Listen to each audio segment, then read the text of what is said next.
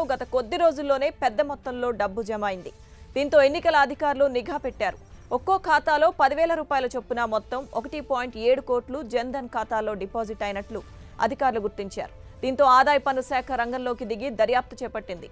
ఎన్నికలు సమీపిస్తున్న వేళ ఓటర్లను ఆకర్షించేందుకు రాజకీయ పార్టీలకు చెందిన అభ్యర్థులు ఈ డబ్బు వారి ఖాతాలోకి జమ చేసి ఉంటారని అధికారులు అనుమానిస్తున్నారు. లేదా ఏదైనా ప్రభుత్వ పథకానికి సంబంధించిన డబ్బును జమ చేశారా అన్న అనుమానాలు కూడా వ్యక్తమవుతున్నాయి.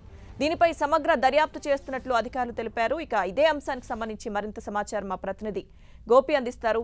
గోపి, ఉత్తరప్రదేశ్ లో జన్ధన్ ఖాతాలలో డబ్బు డిపాజిట్ల కలకలం ఇప్పుడు ముఖ్యంగా ప్రధాన అంశంగా మారింది.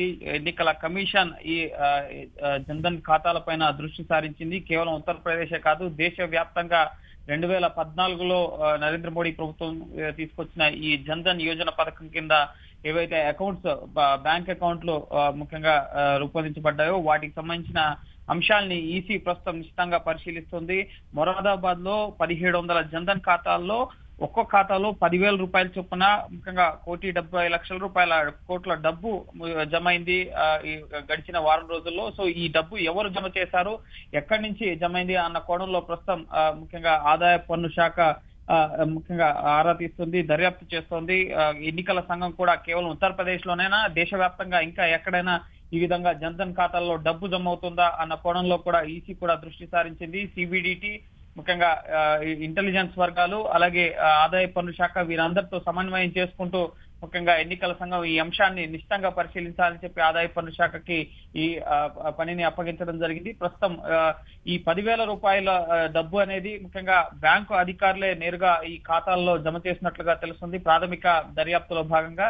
అయితే ఏదైనా ప్రభుత్వ పథకాలకు సంబంధించి ఈ డబ్బు ముఖ్యంగా 10,000 రూపాయల డబ్బు అనేది ముఖ్యంగా ఏ ప్రభుత్వ పథకానికి కూడా ఇంత పెద్ద మొత్తంలో డబ్బు అనేది ముఖ్యంగా ఏ వినియోగదారుడికి కూడా ఏ ప్రజానికానికి కూడా ప్రభుత్వం అందజేయడం లేదు. సో ఈ కోణంలో ముఖ్యంగా ఎందుకు ఇంత మొత్తంలో డబ్బు అనేది జమ చేశారు, బ్లాక్ మనీ ఏమైనా ముఖ్యంగా ఎన్నికల సందర్భంగా ఓటర్లను ఆకర్షించే దిశగా డబ్బు పంపిణీ చేస్తున్నారా అన్న కోణంలో కూడా ప్రస్తుతం ఎన్నికల సంఘం ఈ డబ్బు ఎందుకు జమ అయింది అన్న అంశాలని పూర్తి స్థాయిలో తమకు అందజేయాలని చెప్పి ఆదాయ పన్ను శాఖను ఆదేశించడం జరిగింది.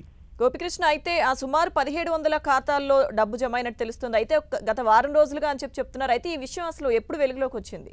ముఖ్యంగా ఈ విషయం 3 రోజుల క్రితం ఉత్తరప్రదేశ్ లో ఈ విధంగా మొరాదాబాద్ లో బ్యాంక్ ఖాతాలు ముఖ్యంగా ఎన్నికల కోడ్ అమల్లోకి వచ్చిన నాటి నుంచి కూడా ఈ బ్యాంక్ ఖాతాలన్నింటినీ కూడా నిశ్చితంగా ఎన్నికల కమిషన్ పరిశీలిస్తుంది. ఆదాయ పన్ను శాఖ ఎప్పటికప్పుడు బ్యాంకుల్లో జమ అవుతున్న డబ్బు వివరాలు, భారీ లావాదేవీలు జరిగినట్లయితే కనుక వెంటనే తమకు సమాచారం ఇవ్వాలని చెప్పి కేంద్ర ఎన్నికల సంఘం ఆదాయ పన్ను శాఖను ఆదేశించడం జరిగింది. మోడల్ కోడ్ ఆఫ్ కండక్ట్ అమల్లోకి వచ్చిన దగ్గర నుంచి కూడా ముఖ్యంగా భారీగా నగదు అలాగే ఇటు మద్యం, బంగారం అలాగే డ్రగ్స్ పట్టుబడుతున్న పరిస్థితి ఉంది. దేశవ్యాప్తంగా కూడా ఇప్పటికే దాదాపు 200 కోట్ల మార్కును ఈ డబ్బు అనేది చేరుకుంది. అయితే నేరుగా డబ్బు పంపిణీయే కాకుండా బ్యాంక్ అకౌంట్ల ద్వారా కూడా ఈ డబ్బు పంపిణీ జరుగుతుంది కాబట్టి వీటిపైన కూడా నిఘా పెట్టడం జరిగింది. సో జన్ధన్ ఖాతాలు ముఖ్యంగా కార్పొరేట్ అకౌంట్స్ అలాగే పెద్ద వ్యాపారస్తులు అలాగే రాజకీయ నాయకుల అకౌంట్స్ మానిటర్ చేయడమే కాకుండా రాజకీయ పార్టీల బ్యాంక్ అకౌంట్లు మానిటర్ చేయడమే కాకుండా ఈ విధంగా జన్ధన్ ఖాతాలను మానిటర్ చేయడం అనేది కూడా ఇప్పుడు పెద్ద విశేషంగా మారింది. ఎందుకంటే జన్ధన్ అకౌంట్స్ అనేవి అందరికీ ముఖ్యంగా ఇవ్వడం జరగలేదు. కేవలం పేదవారు ఎవరైతే ముఖ్యంగా నగదు బదిలీ పథకం కింద ఎవరైతే ముఖ్యంగా ప్రభుత్వ పథకాల నుంచి లబ్ధి పొందే వినియోగదారులు ఉంటారో వారికి జన్ధన్ అకౌంట్స్ అనేవి ఇవ్వడం జరిగింది. చాలా పేద కుటుంబాల వారికి సంబంధించి మధ్యతరగతి వారికి మాత్రమే ఈ జన్ధన్ అకౌంట్స్ ఇవ్వడం జరిగింది. సో అటువంటి అకౌంట్స్ లో ముఖ్యంగా గతంలో మోడీ 15 లక్షల రూపాయలు డిపాజిట్ చేస్తామని చెప్పి ఏదైతే హామీ ఇచ్చారో ఆ తరహాలో కాకుండా ఇప్పుడు ఎన్నికల సమయంలో ఈ 10,000 రూపాయల నగదు డిపాజిట్ జరగడం అనేది కలకలం రేపుతుంది. దీనిపైన ఆదాయ పన్ను శాఖ ఇప్పటికే దర్యాప్తును ప్రారంభించింది. సో ప్రాథమిక నివేదికను కూడా ఈసీకి సమర్పించే అవకాశం ఉంది. థాంక్యూ గోపికృష్ణ.